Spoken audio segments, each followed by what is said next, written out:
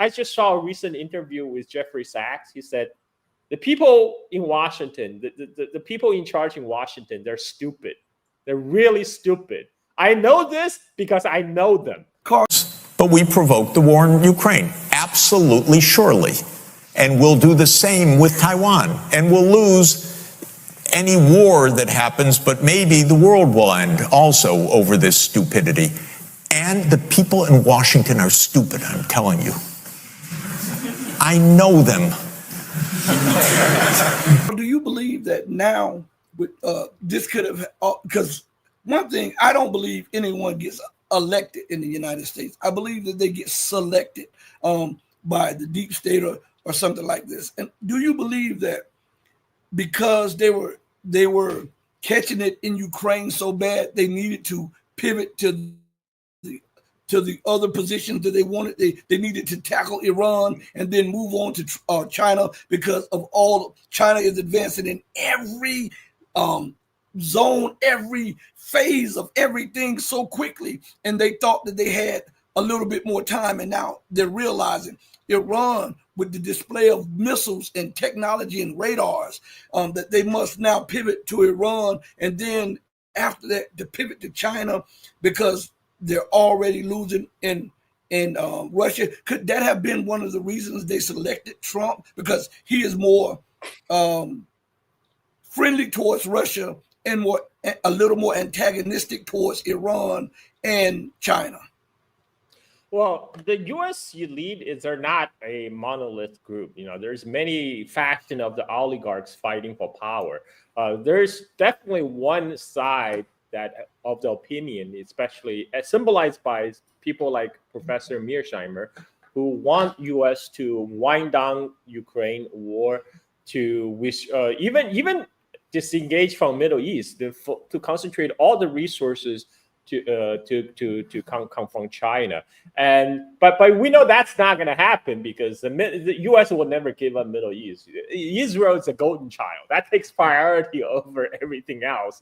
So we're really talking about whether to concentrate, do a 3-front war or 2-front war, right? And because the Middle East is always going to be included in that package. But I don't think fundamentally, I don't think the Trump is going to win the war against the NATO bureaucracy. There's too many jobs at stakes. The U.S. is a fundamentally careers nation. All these elite, it's all about their careers, their job on the line. They will fight tooth and nail to make sure U.S. is deeply engaged in the Ukraine war, even though it's a lost cause already. And Trump, he did capture some of these populist discontent in America. Unlike the DNC just completely ignored all the populist demand from its. They basically neutered. They basically neutered Bernie Sanders right after the 2020 campaign. And now Bernie Sanders is coming out and saying, "Oh, Democrats is not doing the right thing." What were you doing the last 4 years? Last 4 years, you're firmly giving legitimacy to Biden and Kamala, I'm hoping this electoral defeat will force the Democrats at least try to woo some of its former base by shifting from the right pendulum swing, which had happened since Clinton. The Democrats have been moving to the right ever since the Bill Clinton era, and now they move are so right they're on the same side of Dick Cheney. And so hopefully this will force them to rethink their strategy. But I'm not too optimistic. But something got to change. But for a fundamental shift in the U.S. foreign policy, I just don't see that happen. There were times, back in the days when there was fundamental U.S. foreign policy shift, like Nixon visit to China. I just don't see that even with Trump. Sure, Trump did meet with Kim Jong-un, which other president couldn't have pulled off, but nothing came out of it. He met with Kim Jong-un, and then that's it. It kind of petered out afterwards. There were some tensions because right after his meeting with Kim Jong-un, U.S. military and South Korea manufacture some tensions with the North Korea, so everything is called off again. There's too much institutional stake in the United States to maintain those tensions for any president, including Trump, to change course. I don't think that's gonna happen. And yeah. Yeah, I was looking at the Joel Bradford. He says that damn Obama trying to scold so-called black men. How pathetic. Joel, let me tell you, excuse me, the only time Obama speaks to black men is when he's talking down to them. That's the only time. He never has words of encouragement. He never is doing anything for black America. He only sprouts out when he needs to use them to advance a political agenda. That's what he does. And I say this, a lot of the black voters are hypnotized by that. He can walk the walk and talk the talk, speak the lingo, and he's interested in some of the, he'll play like he's interested in some of the things that they're interested in. That is only so that he can hypnotize you, so that he can have you helping him to push forward a policy that in the end will be not only detrimental to Black America, but it'll be detrimental to poor people in general. So every time he speaks, I turn my head, put on earmuffs, and turn the music up loud or something like this. This guy is he's a shield of the state anyhow, the deep state. Nobody He is deep state. Yeah, Obama is deep state. He's CIA. His mom was CIA. Grandmother. His stepdad. I mean, like, he came from like the CIA family and with deep CIA background, and he's like basically the Wall Street snake oil salesman to the minority community. It's like you say, he talks the talk. He doesn't walk the walk. He just talks the talk, and then he looks good on stage. And yeah, he's a black face of Wall Street and the military-industrial complex. This guy is and CIA frontman. So it's also crazy they're blaming the black folks, the black man in particular. If you look at the numbers, still by and large, the black men still voted for Democrat in the last election. If you look at it, it's still, nobody. Why is nobody calling out all the white folks voting for Trump? Because they're the largest group by far, overwhelming majority voted for Trump. Yet they're always blaming the black people, the Arabs, the Muslims, the Asians, the Latinos. It's beyond ridiculous. It's a farce. I don't believe in the U.S. electoral process anyway. I stopped believing it after 2008. Last time I believed in Obama. I believed in his message for change. Last time. You fool me once, shame on me. Fool me twice, fool me once, shame on you. You're not gonna fool me twice. I'm sorry. You're not gonna fool me twice. Yeah, and I think the reason they don't want to talk about the majority of white women and white men voting for Trump is because the Democratic Party, they don't want to do an introspective look. They don't want to deal with the realities of what is going on. So what they do, they compartmentalize, then marginalize, then they become victimized. Then before you know, they stereotype, and then they have to have somebody to blame. But my mom used to always tell me, whenever you're pointing that finger at someone, 3 are pointing right back at you. so that is something as an adult you have to acknowledge.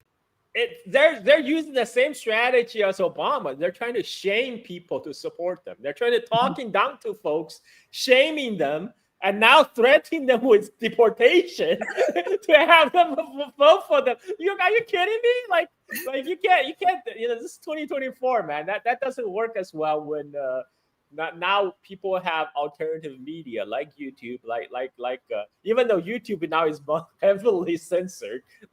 Like last time I was talking with you about assassination of Sinwar and Gaza. YouTube immediately demonetized that video. It's like straight away. Yeah, they do that.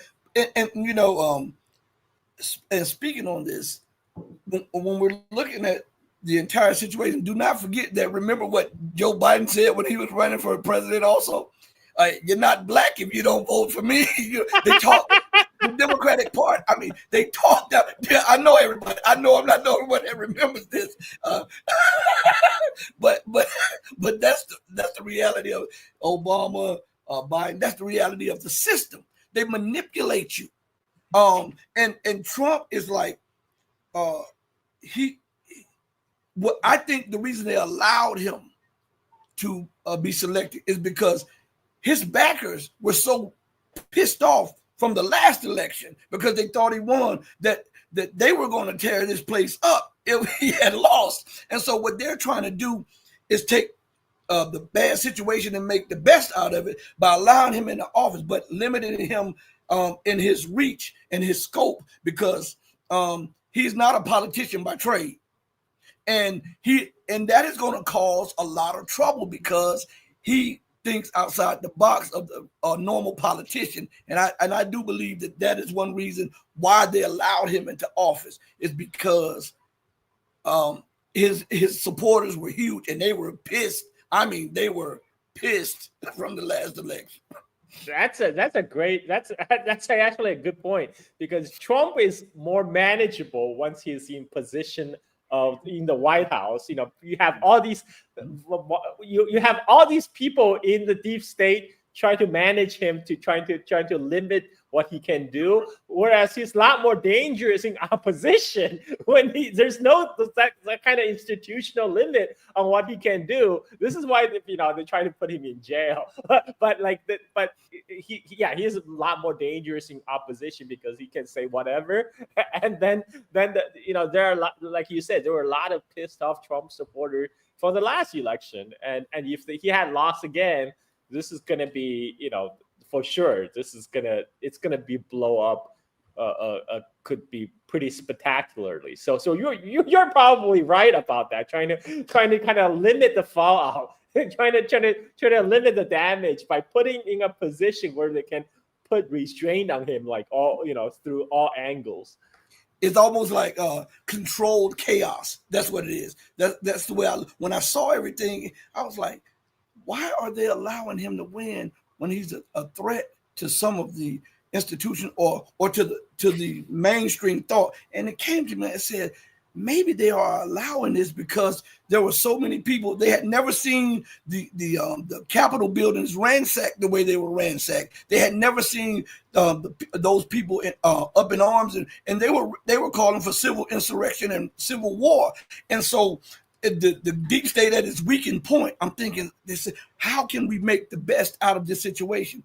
If we don't let a legitimate election take place, Trump has already said that he won't accept losing the election if he doesn't think it's fair. And so that means he had over 50% of the population with him. So now you have a nation divided and a nation at war. So why won't we just allow him in office? And then for allowing him in the office, we put our chips around him, our stooges, so that we can do our best to manage as best as possible the chaos, control chaos. Yeah. That's, so at the end of the day, nothing is going to change, that folks. Was in my mind. So, and I believe so that. So at the end of the day, nothing is going to change, folks. It's going to be the same deep state in charge. No. Yeah. But I do believe this, Carl. I do believe this, that now that he is in office, the deep state, like Mesheimer, I believe that they are focused more on China. It's almost like they have this obsession with China and Iran. And North Africa, Iran, and China, they have this obsession with it.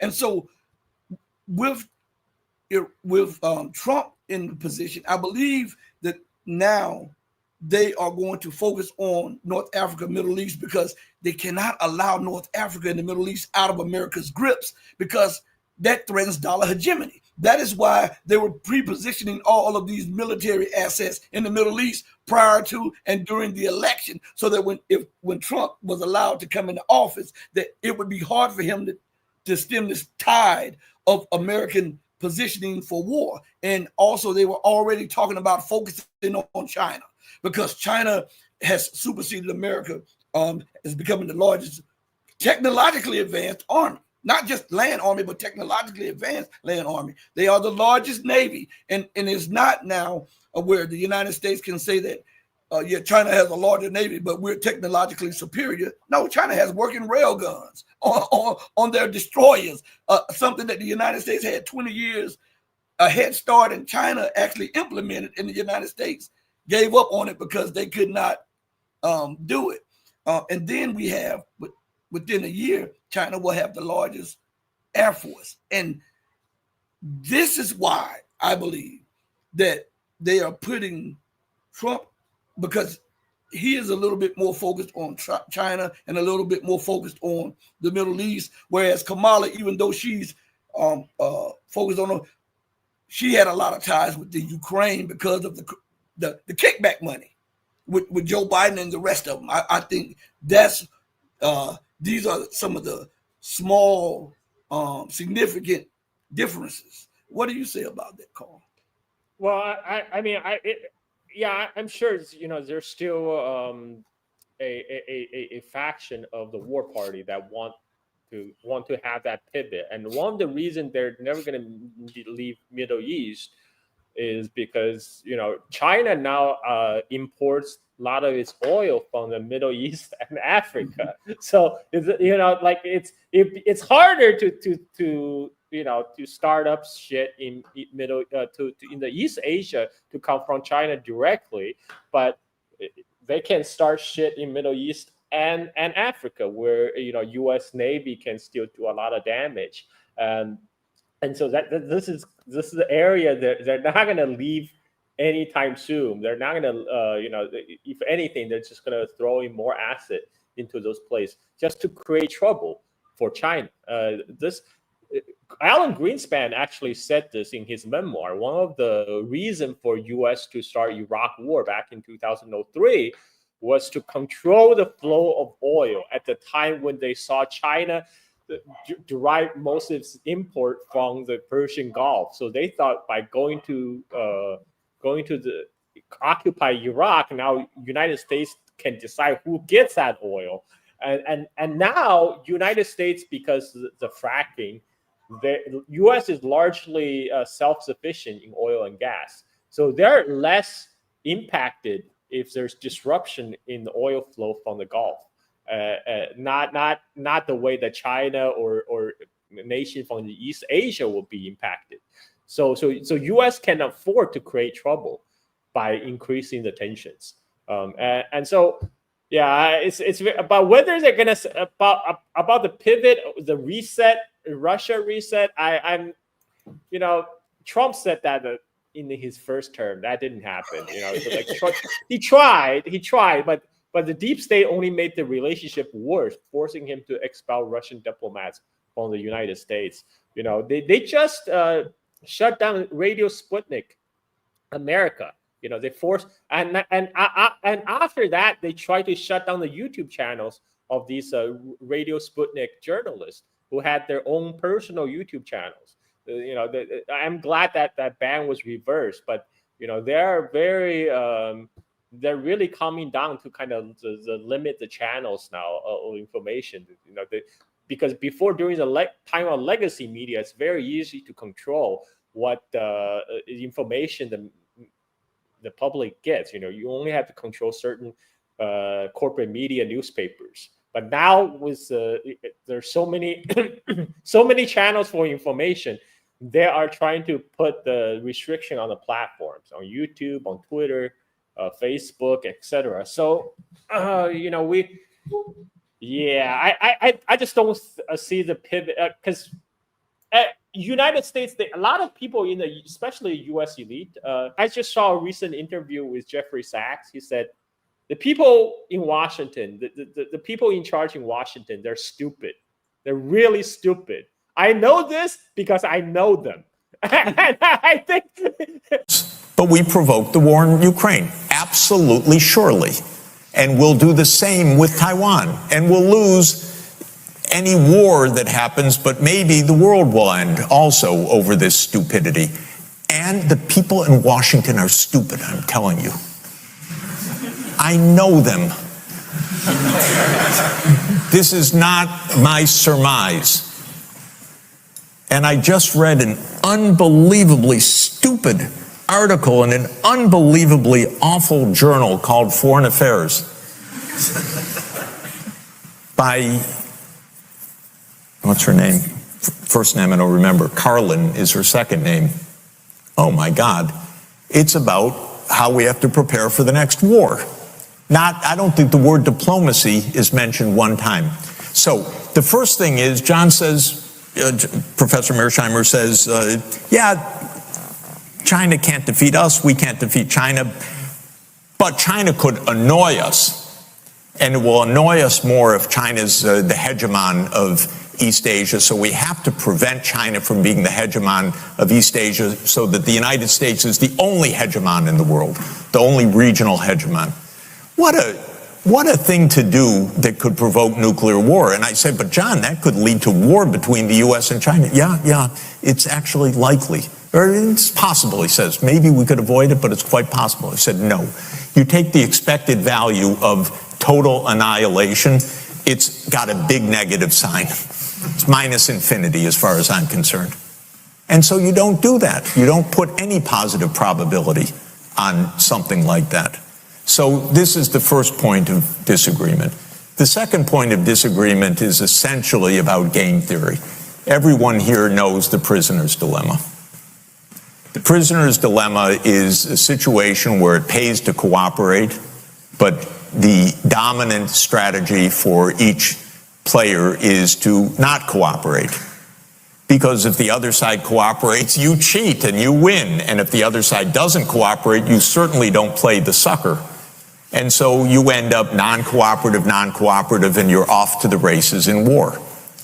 And that's game theory, and that's what's taught at Rand, and that's what these people in Washington think, and that's how they play, and that's how they talk. And the fact is, though, you put real people, and I mean non-economic students, real people, into an experimental game, and they cooperate half the time, 3/4 of the time. And then, wonder of wonders, you let the two people talk beforehand. Not to make a binding agreement, just to chat. Hey, why don't we both cooperate, for example? No signed contract. In game theory, that's called cheap talk. It should have no effect on the equilibrium. But in real human practice, if you put two normal people in a prisoner's dilemma game, they cooperate half the time. If you let them have pre-play communication, they cooperate more than 90% of the time. They're human beings. So whatever grand plan they have, whatever grand strategy they have, you can count on their stupidity and incompetence to fuck it up. Just like how they totally screwed up the Iraq war, because the Iraq war was supposed to enhance U.S. power, but that instead that kind of cratered the U.S. reputation around the world, and you ballooned the U.S. deficit, all this military spending, and actually not putting at the same time that afforded China the time to develop. So now people are looking back on Iraq war as a mistake, not because it's a mistake, it got millions of Iraqi killed, but it's a mistake because United States concentrating in Middle East allowed China to develop to become a peer competitor. I mean, this is their mindset. So, but these same people, again, they're pretty dumb. They're pretty stupid. So I am fully counting on their stupidity to fuck up things this time. But beyond stupidity, there's also invested institutional interest. Like There's a whole NATO bureaucracy. They will not let you pivot away from Europe. I'm sorry. There's no way that's going to happen. They're gonna use everything in their power to make sure U.S. will be deeply involved in Ukraine, and we'll see. But I think at least hopefully will happen in a way that will not drive us to World War III, because before the election, there are people talking about handing over missiles, long-range missiles to Ukraine to allow them to head deeper into Moscow. And that's crazy because those missiles will not be operated by Ukrainians. Target selection, satellite intelligence will not be coming from Ukrainian. It will be the U.S. intelligence services selecting target inside Russia, U.S. personnel operating those missiles, launching those missiles from Ukraine, and hitting Russia. And that could lead us to a World War III scenario. But we at that time we already saw some people in Pentagon deeply uncomfortable with that idea. That's why Biden had to come out and public said, "Okay, we're gonna put limits on how they're gonna deploy this missiles. We didn't say anything about giving our approval for deep strike into Russia." So I think with Trump in White House, because Trump traditionally rely on the Pentagon, on the people in the military. So they'll probably listen to the Pentagon in this matter. So I think the U.S. involvement in Ukraine will continue, but in more limited way, in a way that will not lead to World War III, which I'm happy with. I think either candidate, if either one had won, the U.S. will continue its path of economic decline in the next 4 years. But for me, as a person who has escaped from America, so to speak, sitting in Bali, my primary concern is not so much how U.S. will decline, is whether U.S. will blow up the world during the U.S. decline. I think it was more probable in Kamala Harris administration, than Trump, because under Trump administration, I think at least the people in the Pentagon, those guys they live by the grift. They live by the kickback from the arms dealers, but they're not interested into actually starting a war because forget about comfortable retirement to a Bahamas if the war actually get kicked off. So I think they will try to limit kind of the how far they will push the confrontation. This might take. And if they were allowed to strike deep into Russia, Russia already said that this would constitute a declaration of war against the Russian forces, and Russia would be obliged to use all forces necessary, which means that China would be forced to use its military capabilities, because remember the old doctrine of the United States during the Cold War that said if a nuclear war broke out between the United States and Russia, that the United States would attack China, even if China was a bystander, as to not allow China to benefit and become the power after the destruction of the two major powers. So this would force China's hand. But